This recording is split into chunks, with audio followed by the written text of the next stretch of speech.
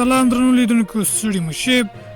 د تورخم دروازې تړل کېدل د طالبانو پاکستاني پوځیانو ترمنځ د ډزو ضد او ناقص خبرونه. نور زیات ویډیو کې وګورئ. سبا ټي وي چینل سره سبسکرایب کړئ. د افغانستان ختیځ ننګرهار ولایت کې طالب چارواکو د هر ډول تګ راتګ پر وړاندې د تورخم دروازې تړلو خبر ورکړی. ځینو سیمه ییزو رسنیو د تورخم دروازې تړل کېدلو وروسته د دوشنبې په ورځ تورخم کې د ډزو خبر ورکړی.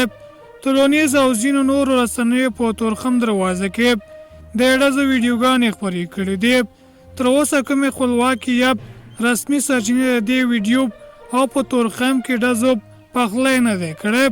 که څه هم طالبانو تر اوسه د دوشنبې ورځې د نښتې په اړه غبرګون نه دی ښودلی، خو ځینو رسنیو د پاکستاني سرچینو په حواله ویلي چې لومړی طالبانو پر پاکستاني پوځیانو ډزې کړې او یو تن یې ټپي کړی دی.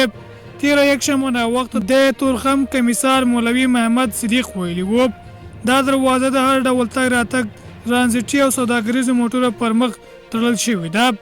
د بختراجان د خبر له مخې هغه دا هم ویلي چې پاکستان اړخ له لوري د کړو ژمنو د نه عملي کېدو په غبرګون کې د طالبانو حکومت د مشرانو د لارښوونې پر بنسټ تړلې ده.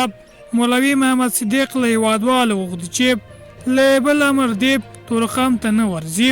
د ډیورنډ فرضي کرښې تورخم د خلکو د تګ راتګ او سوداګرۍ مهمه لار ده چې تړل کېدل یې پر خلکو سربیره سوداګرۍ ته هم ډېر زیان اړوي.